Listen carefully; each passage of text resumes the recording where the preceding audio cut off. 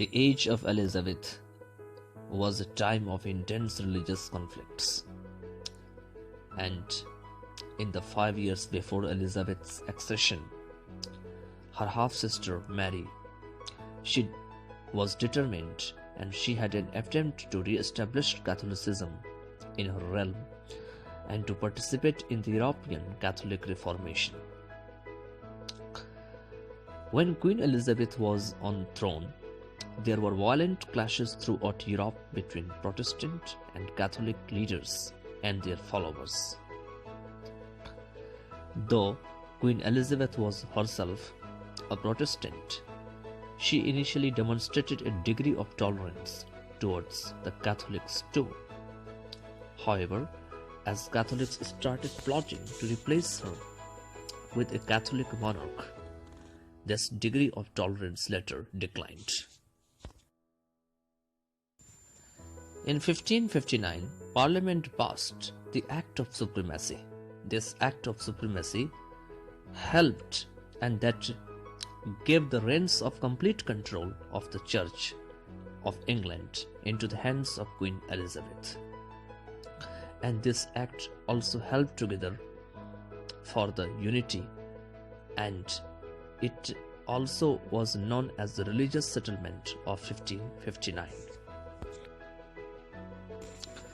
It was only the age of the Elizabeth when she became the supreme governor of the church in England, because before that, her father Henry VIII and brother Edward VI, they were only the head of the church in England.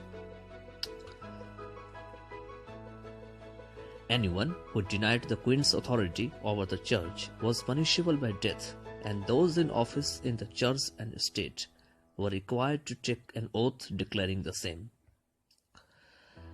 The Catholic bishops who opposed the Act of Supremacy of the House of Lords and refused to swear the oath of supremacy were also incorporated in the Act. The second act of Elizabeth's reign laid down the form of public prayer, now required in every place of worship, and it was called the Act of Uniformity. This Act of Uniformity dictated that all church services should be conducted according to the 1552 Book of Prayer, with amendments such as the deliberately ambiguous according to the communion service. And according to this act, attendance at church became compulsory, and whoever not attended was punishable by fine or imprisonment.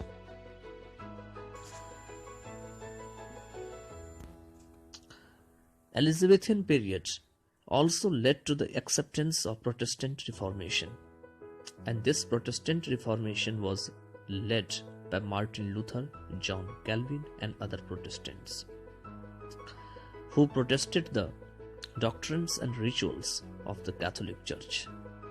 And these leaders altogether rejected the ecclesiastical constitution of the Catholic Church.